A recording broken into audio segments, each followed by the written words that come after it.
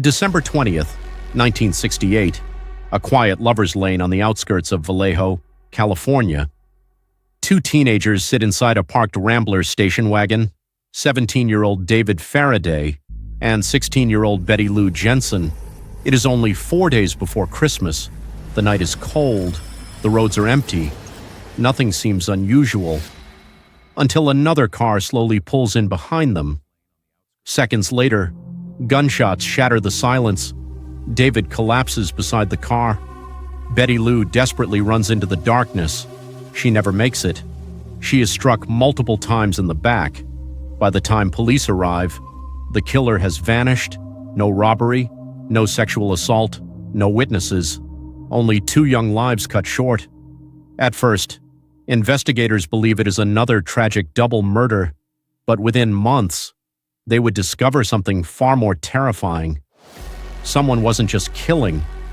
He wanted the world to know it. He wanted attention. He wanted fear.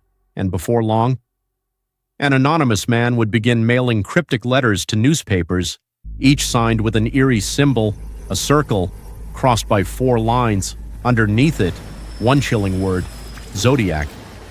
For decades, police chased thousands of suspects. Millions of dollars were spent. Countless theories emerged. Yet the man who called himself the Zodiac Killer would become one of the greatest unsolved mysteries in criminal history. This is his story. Late 1968, Vallejo was considered a peaceful California town. Teenagers often drove to isolated lovers' lanes for privacy. No one imagined these secluded roads would soon become hunting grounds. On December 20th, David Faraday picked up Betty Lou Jensen for their first official date. Friends describe both teenagers as kind, responsible, and excited about the Christmas season.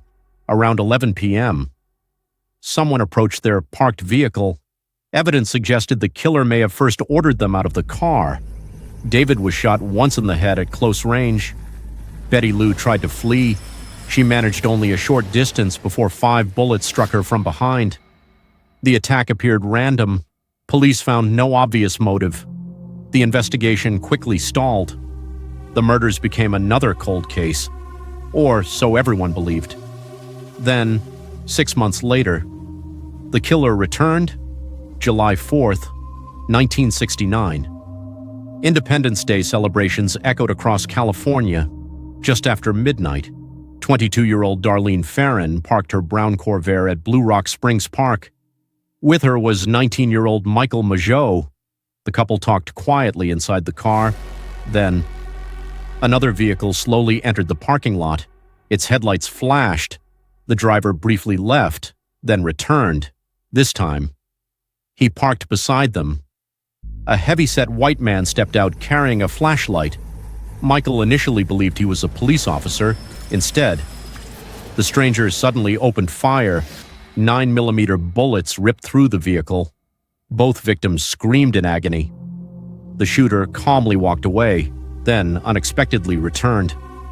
Hearing movement inside the car, he fired several more shots before disappearing into the darkness. Against all odds, Michael survived. Darlene fought desperately for life, but later died in hospital. 40 minutes later, police dispatch received a shocking phone call. The caller calmly confessed, "I want to report a double murder." He then gave exact directions to a public phone booth before casually adding, "I also killed those kids last Christmas." Then, he hung up. Police rushed to the phone booth. The caller was already gone. For investigators, everything had suddenly changed. The Christmas murders and the Blue Rock Spring shooting were connected. A serial killer had emerged less than a month later. 3 California newspapers received nearly identical envelopes. Inside each was a handwritten letter, along with 1/3 of a mysterious coded message. The writer claimed responsibility for both attacks. He included details never released publicly, proving only the killer could have written them. Then came an astonishing demand: publish the cipher on the front page, or he would kill again. The letters ended with an unfamiliar symbol, a circle with a cross. Authorities immediately complied. Thousands attempted to solve the cipher. Teachers, mathematicians, military cryptographers, everyone wanted to crack the mystery. Surprisingly, the solution came not from experts, but from a married schoolteacher couple, Donald and Betty Harden. Their decoding revealed disturbing words. The killer claimed murdering people was enjoyable because it was more fun than killing wild game. He also believed his victims would become servants in the afterlife. One thing, however, was missing. Despite promising to reveal his identity, the cipher contained no real name, only more mystery. Days later, the killer finally introduced himself. In another letter, he signed it, Zodiac. The name would become infamous around the world. September 27, 1969. Unlike his previous attacks, the Zodiac changed his method completely. College students Brian Hartnell and Cecilia Shepard enjoyed a peaceful afternoon picnic beside Lake Berryessa. Without warning, a man approached wearing an extraordinary costume, a black executioner's hood, dark sunglasses, and a chest emblem displaying the Zodiac symbol. He carried a handgun and lengths of pre-cut clothesline, claiming to be an escaped convict. He forced the terrified couple onto the ground, then tied them up. Moments later, he pulled out a knife. Brian was stabbed repeatedly. Cecilia screamed as she suffered even more wounds. The killer calmly walked back to Brian's white Volkswagen using a black marker. He wrote the dates of his previous murders on the driver's door, then added today's date alongside the Zodiac symbol. It was his signature, his public trophy. Before leaving, he phoned police, again, taking responsibility. Brian survived. Cecilia died 2 days later. The Zodiac had evolved from shooter to executioner. Just 2 weeks later, San Francisco, October 11th, 1969. Cab driver Paul Stein picked up a passenger, the destination, Presidio Heights, an upscale residential neighborhood. When they arrived, the passenger pulled out a handgun and shot Paul once in the head.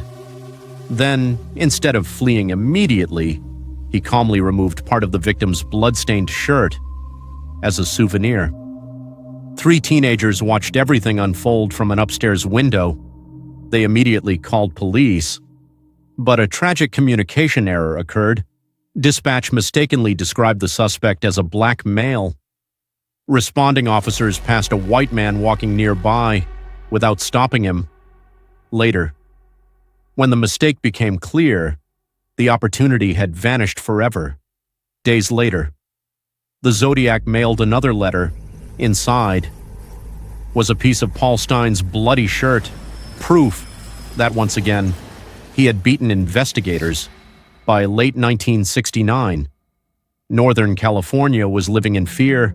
Parents refused to let children walk alone. Young couples stopped visiting lovers' lanes. Gun sales increased dramatically. Schools discussed emergency procedures. The Zodiac seemed unstoppable. His letters became increasingly bizarre. He threatened to shoot schoolchildren, claimed to have planted bombs, and mocked police for failing to catch him. Television stations interrupted programming. Newspapers dedicated front pages to every new letter. America watched, while one anonymous killer controlled headlines without ever showing his face. The Zodiac loved puzzles. He mailed multiple encrypted messages. Some were partially solved. Others remain mysteries today. His most famous unsolved message, known as the 340 cipher, frustrated experts for over 50 years. It wasn't until December 2020 that an international team of amateur codebreakers finally solved it using advanced computer techniques. Surprisingly, the decoded message contained no confession, no identity, no hidden treasure. Instead, it repeated his twisted philosophy about death and mocked attempts to capture him. Even after decades, the solution answered almost nothing. Over the years, more than 2,500 suspects have been investigated. One name repeatedly surfaced: Arthur Lee Allen. He lived near several crime scenes, owned Zodiac-style watches featuring the same crosshair symbol. Friends claimed he made disturbing comments, and investigators searched his home multiple times, yet critical evidence failed to connect him conclusively. Fingerprints didn't match, DNA comparisons were inconclusive, and handwriting experts disagreed. Another suspect, Lawrence Kane, was linked through witness descriptions. Others included Richard Gaikowski, Earl Van Best Jr., and several lesser-known individuals. Each theory generated headlines. Each eventually fell apart. No suspect has ever been officially identified as the Zodiac Killer. Decades later, technology offered new hope. Detectives revisited preserved evidence, DNA testing, fingerprint enhancement, digital image analysis, and genealogical research transformed cold case investigations. Inspired by the identification of the Golden State Killer, many believed the Zodiac mystery would finally end. Unfortunately, the available evidence presented serious challenges. Some letters may have been contaminated, others were handled by countless investigators before DNA preservation standards existed. Partial genetic material recovered from stamps and envelopes has never produced a definitive identification. Despite ongoing analysis, the mystery remains. Officially, the Zodiac Killer is linked to 5 confirmed murders: David Faraday, Betty Lou Jensen, Darlene Ferrin, Cecilia Shepard, and Paul Stein. Brian Hartnell and Michael Mageau survived. The Zodiac himself claimed responsibility for dozens more killings, possibly 37. Investigators have never confirmed those claims. Whether he exaggerated or truly killed more victims may never be known. His influence extended beyond crime.